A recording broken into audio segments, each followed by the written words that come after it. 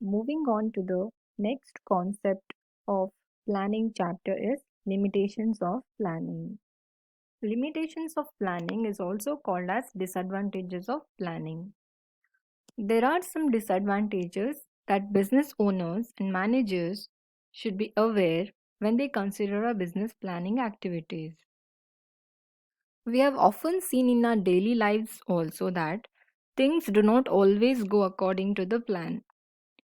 Things like unforeseen events and changes, rise in costs and prices, environmental changes, government interventions or interferences, legal regulations, all these things will affect our business plans. So, planning is needed both in the business and also in the non business organizations. Some people think that planning is based on the future predictions or anticipations, and nothing can be said certainly or accurately about the future. If planning has to be successful and purposeful, the managers should be aware of certain difficulties. So, now let us see some of the limitations of planning which are stated one by one. So, the first limitation is planning leads to rigidity. In an organization, a well defined plan is always drawn up with specific goals to be achieved within a specified time. These plans then decide the future course of action, and managers may not be in the position to change it. So, this kind of rigidity in plans may create difficulty. Managers need to be given some flexibility to be able to cope with the changed circumstances. This means that most of the times planning leads to rigidity, that is in the functioning of any business activities, because it is not easy to make changes in them. When circumstances change following the pre-decided plan, it may not work in the interest of the organization. That is, see, in case of any organization, a certain plan is fixed with the goals and a specified time period.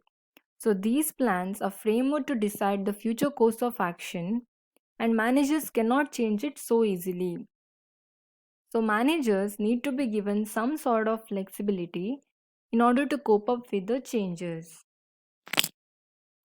So the second limitation is planning may not work in a dynamic environment. The business environment is dynamic in nature. The environment consists of a number of dimensions, that is economic, political, physical, legal, and social dimensions. The organization has to constantly adapt itself to these changes. It becomes difficult to accurately assess the future trends in the environment if economic policies are modified or political conditions in the country are not stable, or if there is a natural calamity. Competition in the market can also upset financial plans. Sales targets may not be revised. So, planning cannot foresee everything, and thus there might be an obstacles to effective planning. As we have studied already, that is, planning is based on the anticipation of future happenings. Since future happenings is dynamic and uncertain, the future anticipation are always not true. So, the business environment comes across the various dimensions as we have studied in our earlier chapter, that is about the economic conditions, political conditions, legal, physical, and social dimensions. So, planning cannot work in a dynamic environment. You will understand this point better with a simple example, that is, a company anticipated that the government was thinking about allowing the export of some particular product to a company. So, with this hope, the same company started manufacturing that product. But then later, government did not allow the export for this product. So, in this way, the anticipation proved all planning wrong. So, it brought loss instead of profit to that company. Next limitation is planning reduces creativity. Planning is an activity which is done by the top management. Usually, the rest of the members just implements these plans. As a consequence, middle management and other decision makers are neither allowed to deviate from the plans nor they are permitted to act on their own. Thus, much of the initiative or creativity inherent in them also gets lost or reduced. Most of the time, employees do not even attempt to formulate plans. They only carry out orders, thus, planning in a way reduces creativity. That is, under planning, all the activities are connected with the attainment of objectives of the organization that are predetermined, that is, by the top management. And usually, the lower level management and middle level management just implement or follow the plans that are framed by the top level management. So, as a result of which, everybody who are below top level management work as they have been directed to do, and much of the creativity that are inherent in them are lost. They do not even attempt to plan. They never think about appropriate ways of discovering the new alternatives. So, this is how planning reduces the creativity. The next limitation of planning is planning involves huge cost. When plans are drawn up, huge costs are involved in their formulation. These may be in terms of time and money. For example, checking accuracy of facts may involve lot of time. Detailed plans require scientific calculations to ascertain facts and figures. The cost incurred sometimes may not justify the benefits that is derived from the plans. There are some of the incidental cost as well, like expenses on boardroom meetings, discussions with the professional experts, and preliminary investigations to find out the viability of the plan. Actually, planning is a small work, but its process is really, really big.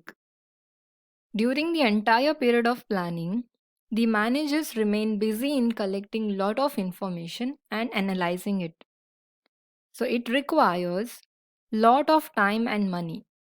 A detailed plan may require scientific calculations and costs may incur upon expenses like preliminary investigations, guidance from the professional experts, cost on boardroom meetings, discussions, etc. So, when so many people remain busy in the same activity, the organization is bound to face huge cost. The fifth limitation is planning is a time consuming process. Sometimes plans to be drawn up take so much of time that there is not much time left for the implementation. Since planning is a long process, it finds difficult to face sudden emergencies. Sudden emergencies can be in the form of some unforeseen problem which may require an immediate decision. That is, it may not have time left to implement a plan that is framed. Thus, planning is a time consuming process and it always delays the action. The last limitation is planning does not guarantee success. The success of an enterprise is possible only when plans are properly drawn up and implemented. Any plan needs to be translated into action or it becomes meaningless. Managers have a tendency to rely on previously tried and tested successful plans.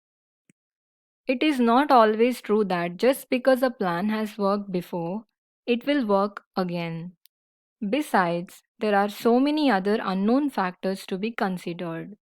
This kind of complacency and false sense of security may actually lead to failure instead of success. That is, sometimes the managers may think that planning solves all their problems, but it is a success only if it is framed properly and implemented properly. Managers depend upon previously tested plans. It cannot be ensured that previously tested plans will be successful for present situations too. It may work or it may not work. Apart from this, the managers may also consider few unknown facts that have worked before. This kind of false sense of security makes them careless. Hence, we can say that mere planning does not ensure success, rather, effort have to be made for it cautiously.